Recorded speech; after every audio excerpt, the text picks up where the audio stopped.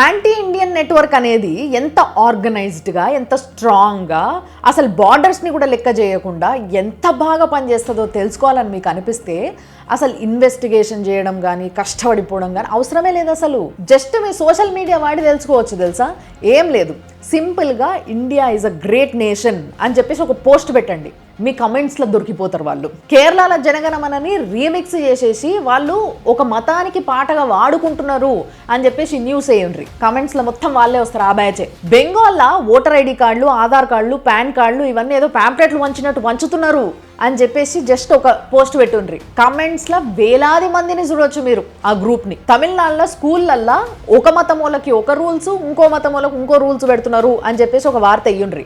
మొత్తం చేపలు వలలో పడ్డట్టే పడతారు మొత్తం మీ కమెంట్స్లో. బంగ్లాదేశ్ వాళ్ళకి ఇండిపెండెన్స్ ఇప్పించింది మనము, కానీ మన మీదనే పగ పెట్టుకున్నారు, మన మీద పగబట్టే ఇట్లా చేస్తున్నారు అనేదైనా వార్త అయ్యుండ్రి.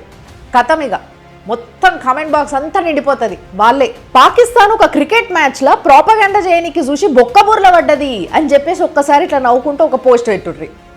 ఆహా, వేలాది మందిని చూడొచ్చు మీ కమెంట్ బాక్స్లో.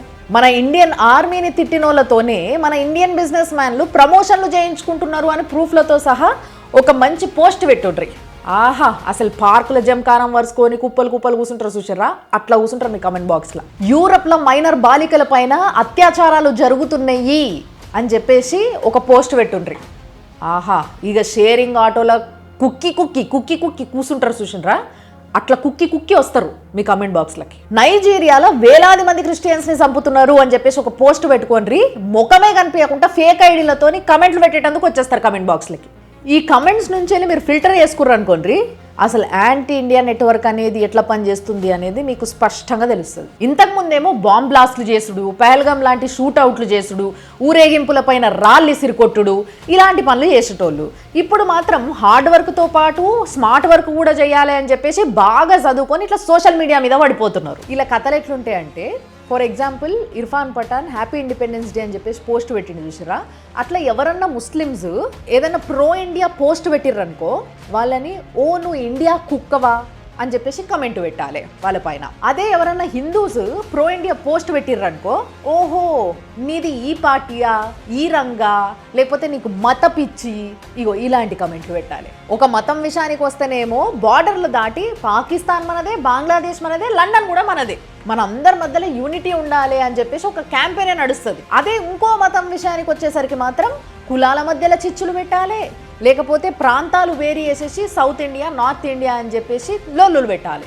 ఇట్లా ఈ విధంగా ఈ నరేటివ్ అనేది స్మూత్గా సోషల్ మీడియాలతోని ఎక్కిచ్చేస్తారు జనాలకు. ఇది ఎక్కడ దాకా పోతుంది అని అంటే, బ్రిటిష్ వాడు మన దగ్గర దోసుకున్నాడు అని అన్నాం అనుకో, కథ మీద గిలగిల కొట్టుకుంటూ కింద పడి ఏడ్చేస్తారు, ఎక్కడెక్కడికో పోతుంటుంది ఆ టాపిక్. ఇట్లా ఇండియా మొత్తం పాకిపోయి ఉంది వీళ్ళ నెట్వర్క్ ఈ సోషల్ మీడియా వార్ఫేర్ కోసము.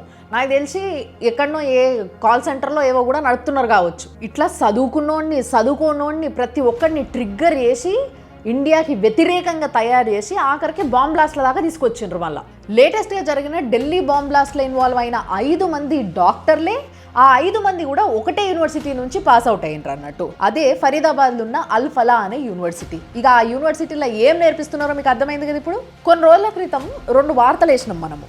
అలా ఒకటేమో ఏదైతే యూపీలో నేపాల్ బార్డర్లో ఒక ఊరుంది, అక్కడ ఒక మదర్సాలో పోలీసు వాళ్ళు రైడ్ చేస్తే బాత్రూంలో 40 మంది ఆడపిల్లలు దొరికిండ్రు, వాళ్ళు ఎందుకు దాచిపెట్టిర్రు వాళ్ళని అని చెప్పి ప్రశ్నిస్తే, లేదు పోలీసు వాళ్ళని చూసి వాళ్ళే పోయి భయపడి దాచుకున్నారనలా అని చెప్పేసి చెప్తున్నారు.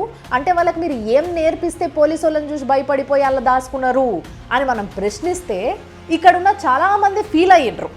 ఇదొక వార్త. ఇంకో వార్త ఏంటిది అని అంటే, పాకిస్తాన్లో ఉన్న జైషే మొహమ్మద్ గ్రూప్ వాళ్ళు ఒక విమెన్ టెర్రరిస్ట్ వింగ్ పెట్టిండ్రు, దానికి ఆ మసూద్ అజర్ ఖాన్ చెల్లెనే హెడ్. ఆ లేడీ టెర్రరిస్ట్ గ్రూప్ పేరు జమత్ ఉల్ మోమినత్ అని కూడా మనం చెప్పినాం. వాళ్ళు ఇండియాలో కొంతమంది ఆడోళ్ళని రిక్రూట్ చేసుకొని ఇండియాలో ఏదో పెద్ద ప్లానే వేస్తున్నారు అని చెప్పేసి చెప్తే, నువ్వు లేనిపోని అన్ని పుట్టిస్తున్నావు అని చెప్పేసి నా మీద కమెంట్లు పెట్టారు. ఈరోజు ఇప్పుడు ఢిల్లీలో జరిగిన ఏదైతే బాంబ్ బ్లాస్ట్లు ఉందో దాంట్లో 5 మంది డాక్టర్లు ఉన్నారన్నా, అందులో ఒక డాక్టరు లేడీ డాక్టర్, ఆమె పేరు డాక్టర్ షహీనా షాయిద్. ఈమె కూడా ఆ గ్రూప్ కి లింక్ అయి ఉంది. ఇవన్నీ చూసుకుంటా కూడా మన దగ్గర వ్యవస్థ ఎట్లా తయారైందంటే, బెంగళూరులో ఉన్న జైల్లో అన్ని ఆధారాలతో దొరికిన టెర్రరిస్ట్ ఏమో స్మార్ట్ ఫోన్లు ఇస్తారు చేతికి, అండ్ డాక్టర్లు చదివిన వాళ్ళేమో డేంజరస్ పాయిజన్లు తయారు చేసుకుంటా అవి గుళ్ళల్లో ఇచ్చే ప్రసాదాలలో కలుపుడు పనుల వీళ్ళు పడతారు. మళ్ళీ కొంతమంది సెలబ్రిటీస్ ఉంటారు, వీళ్ళేమో ఇల్లీగల్ ఇమిగ్రెంట్స్ అనేటోళ్ళు ఇక్కడ ఎవ్వరు లేరు, ఈ దేశం అందరిది, అందరికీ ఓపెన్ ఈ దేశం అని మాట్లాడుతూ ఉంటారు. If we don't stand up and say no human is illegal on this earth, అందరికి ఓపెన్ ఉంచడం వల్లనే ఇట్లొచ్చి బాంబ్ బ్లాస్ట్లు చేసుకుంటున్నారు. ఇలాంటివి జరిగినప్పుడు సోషల్ మీడియాలో ఒక బ్యాచ్ ఉంటుంది, అంటే ఆధారాలతోని మొత్తం చేతుల బాంబులు గీంబులు అన్నిటితోని దొరికినప్పుడు వాళ్ళ ఫోటోలు వీడియోలు అన్ని బయటకు వచ్చినప్పుడు అసలు సడి సప్పుడు ఉండదు, ఏదో రఘుగప్పని అనుకున్నట్టే ఉంటుంది అన్నట్టు. ఏమైంది, ఎందుకు అసలు బయటకు వస్తలేరు, మాట్లాడతలేరు అని అంటే చలికాలం కదా అందుకే రఘుగప్పని వండుకున్నాం అంటారు. అట్లుంటుంది అనమాట. ఈ టెర్రరిజం అనేది బాంబ్ బ్లాస్ట్లు అయినప్పుడే బయటకు వస్తూ ఉంటుంది లైమ్ లైట్లకు. కానీ నిజానికి చెప్పాలంటే ఫుడ్ ఇండస్ట్రీని వాడుకుంటున్నారు టెర్రరిజం కోసం, సినిమా ఇండస్ట్రీని వాడుకుంటున్నారు టెర్రరిజం కోసం, సోషల్ మీడియాని వాడుకుంటున్నారు, స్కూళ్ళు కాలేజ్లను వాడుకుంటున్నారు టెర్రరిజం కోసం, స్పోర్ట్స్ని వాడుకుంటున్నారు టెర్రరిజం కోసం, డాక్టర్లను ఇంజనీర్లను వాడుకుంటున్నారు. ఇక పొలిటీషియన్స్ పాలిటిక్స్ని అయితే అసలు చెప్పొద్దు, అందరికీ తెలిసిందే.